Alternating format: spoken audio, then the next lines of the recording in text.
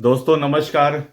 दोस्तों मैं विमल शाही आप सभी लोगों का अपने चैनल में स्वागत करता हूं और उम्मीद करता हूं कि आप लोग सब लोग स्वस्थ होंगे एवं मस्त होंगे। सभी राष्ट्रवादियों और सनातनियों से ये निवेदन रहेगा कि आप लोग मेरे चैनल को सब्सक्राइब कर लीजिए और वीडियो को लाइक एवं शेयर भी कीजिए। दोस्तों हम लोग बात करने जा रहे हैं पश्चिम बंगाल और सुप्रीम कोर्ट में जो चल रहा है मामला, उसके ऊपर हम लोग बात करेंगे। दोस्तों तो मामला शुरू होता है कुछ दिन पहले कि जब ईडी ने वेस्ट बंगाल में आईपैक जो एक कंपनी है, प्राइवेट कंपनी है, उसके दफ्तर और आईपैक के जो संस्थापक हैं प्रतीक जैन, उसके घर पर छापा मारा था। तो ममता बनर्जी जो पश्चिम बंगाल की सीएम है, वो अपने दल बल के साथ है, पुलिस के डीजीपी, आईजी, कमिश्नर सबके साथ है, उस छापेमारी वाली जगह पर पहुंचती है, मतलब आईपैक के दफ्तर पहुंचती है और ईडी के जांच में रुकावट डालने का कोशिश करती है। और वहां पर जितने भी डॉक्यूमेंट्स उनको लग रहा था कि ये इनके पार्टी के या इनके जो टीएमसी के जितने भी डॉक्यूमेंट्स हैं उनको उठाकर लेकर जाती है। डॉक्यूमेंट के साथ हार्ड डिस्क और पेन ड्राइव भी लेकर जाती है और जाने के बाद जो है प्रेस कॉन्फ्रेंस करती है कि ईडी जो है उनके पार्टी के कामकाज का जितने भी डेटा है वो चोरी करके ले गई थी और डॉक्यूमेंट ममता बनर्जी के पास है। तो इसी पूरे मामले को लेकर ईडी ने सुप्रीम कोर्ट में एक याचिका डाली और सुप्रीम कोर्ट ने अपने याचिका में ये कहा कि ममता बनर्जी जो एक स्टेट की सीएम है, वो ईडी के कामकाज में, जो ईडी चूंकि एक स्वतंत्र एजेंसी है, तो ईडी के कामकाज पे रुकावट डालने का आरोप उन्होंने ममता बनर्जी पर लगाया है। और साथ ही जो पश्चिम बंगाल के डीजीपी हैं राजीव कुमार, इसके ऊपर भी उन्होंने ये सेम आरोप लगाया है। तो ईडी की ही याचिका पर सुनवाई करते हुए सुप्रीम कोर्ट ने बहुत ही सख्त निर्देश ममता बनर्जी की सरकार को दिया है। ममता बनर्जी की सोचिए हिम्मत इतनी ज्यादा है कि ईडी की टीम जो पश्चिम बंगाल में छापा मारने गई थी किसी एक प्राइवेट एजेंसी पर, ममता बनर्जी ने ईडी की टीम पर ही मुकदमा दायर कर दिया।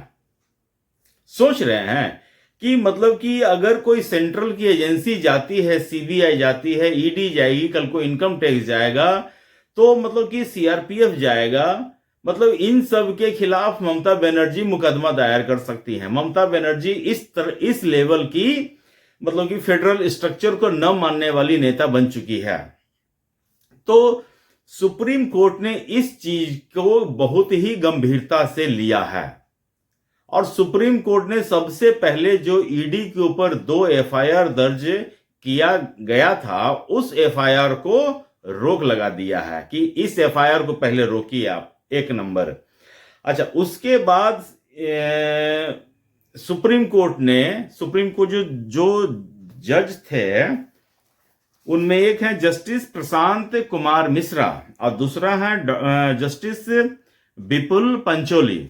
तो इन दोनों जजेस की बेंच में यह सुनवाई होती है और सुप्रीम कोर्ट ने बहुत ही सख्त लहजे में यह कहा कि ये जो पूरा जो मामला चल रहा है, जिसमें ईडी को उनके कामकाज करने से रोका जा रहा है, रुकावट पैदा किया जा रहा है, उनके खिलाफ एफआईआर की जा रही है, ये एक बहुत गंभीर मामला है। अगर हम हस्तक्षेप नहीं करेंगे तो अराजकता वाली सिचुएशन आ जाएगी। आज ये काम कर रही है पश्चिम बंगाल, कल को इनका देखा देखी अदर स्टेट भी जो बीजेपी रूल्ड नहीं है वो इस चीज को फॉलो करने लगेगी।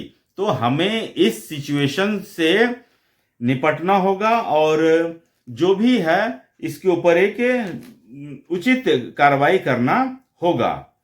इसके साथ ही साथ सुप्रीम कोर्ट ने यह भी कहा है कि जो भी डॉक्यूमेंट वहां से ममता बनर्जी और उनकी जो पुलिस वाली टीम है उठाकर लेकर गई है, वो सारे के सारे डॉक्यूमेंट्स हो या हार्ड डिस्क हो या फिर पेन ड्राइव हो, वो सारे के सारे ईडी को सौंपे जाए, क्योंकि ईडी ने ये कहा कि हम कोल स्कैम को लेकर छापा मारने के लिए गए थे, और जब छापा मारने के दौरान हमने जो डॉक्यूमेंट्स और हार्ड डिस्क और पेन ड्राइव इकट्ठा किए थे वो सारे लेकर चले गए। तो ये सबूतों को हथियाने का मतलब कि एक आरोप लगता है। तो सुप्रीम कोर्ट ने कहा कि जितने भी सबूत हैं उनको वापस ईडी को सौंपे जाएं। अच्छा, इसके साथ ही साथ पश्चिम बंगाल की राजनीतिक और ईडी के जो ये तालमेल क्या कीजिएगा, जो लड़ाई है, उस पर सुप्रीम कोर्ट ने मजेदार एक इंसिडेंट भी सुनाया। उसने कहा कि ईडी जो है चुनाव के समय पश्चिम बंगाल में रेड मारने जाती है, तो उनके जो वकील हैं एक्चुअली कपिल सिब्बल, उन्होंने कहा कि इस जो कोल स्कैम में अंतिम सुनवाई फरवरी 2024 में हुआ था। फरवरी 2024 के बाद अब मतलब कि ऑलमोस्ट जनवरी 2025 चल रहा है। तो ईडी की टीम जो है 1 साल तक चुपचाप बैठी रही, और 1 साल के बाद वो जो है राजनीति करने के पर्पज से, चूंकि ईडी सेंट्रल की टीम है, तो उन्होंने कहा कि ये सेंट्रल द्वारा भेजे जाते हैं, जिस स्टेट में भी इलेक्शन होता है उसमें ईडी जाकर छापामारी करती हैं, जिसमें बीजेपी को हारने का डर लगा रहता है। इस पर सुप्रीम कोर्ट ने भी कहा कि अगर चुनावी साल में भी अगर एजेंसियां छापा मारने जाती हैं, इसका मतलब ये नहीं है कि पॉलिटिकल पार्टी जाकर ईडी के जांच में काम में रुकावट पैदा करें। तो अब इतना स्पष्टता के साथ ईडी सुप्रीम कोर्ट टिप्पणी कर रहा है, लेकिन मुझे लगता है कि ममता बनर्जी बिल्कुल एक ढीठ लेडी की तरह बिहेव कर रही हैं कि तुम मुझे जितना भी गाली दे लो, जितना भी मतलब कि मुझे बात कह लो, फटकार लगा लो, लेकिन हम फटकार सुनने के बाद फिर हम अपने स्टेट वेस्ट बंगाल में आ जाएंगे, और वहां की फिर जो भी है कुछ हम ही हैं, हमारे बाद और कुछ भी नहीं है। तो इस सिचुएशन से ममता बनर्जी को निकालना बहुत जरूरी है, और मुझे लगता है कि सुप्रीम कोर्ट में सेल्फ में इतना पावरफुल नहीं है कि वो राष्ट्रपति शासन वहां लगा सके। राष्ट्रपति शासन के लिए बहुत लंबा प्रोसेस होता है। अब मुझे नहीं लगता है कि केंद्र सरकार, अभी जो बीजेपी की गवर्नमेंट है, उनमें इतनी है कि चुनावी साल में पश्चिम बंगाल में राष्ट्रपति शासन लगाने के बारे में सोचेगा भी, क्योंकि अगर उन्होंने ऐसा करने का कोशिश किया तो ये राष्ट्रपति शासन ममता बनर्जी को बैठे बिठाए एक मुद्दा मिल जाएगा, और इससे वो चुनाव को अपने पक्ष में ला सकती है।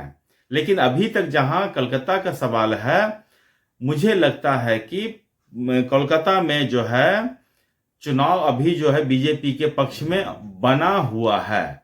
मैंने बहुत सारे लोगों से बातचीत किया है, और वो सब चुपचाप कमल छाप वाले पॉलिसी पे चल रहे हैं, अंडर करंट चल रहा है, ठीक है ना। ममता बनर्जी को शायद इस चीज का पता नहीं है, और ममता बनर्जी हो सकता है इस चीज को भांप भी ना पाए कि क्या चल रहा है पश्चिम बंगाल में। अचानक ही उनके पैरों तले जमीन खिसक जाएगी, तब शायद उनको पता चले।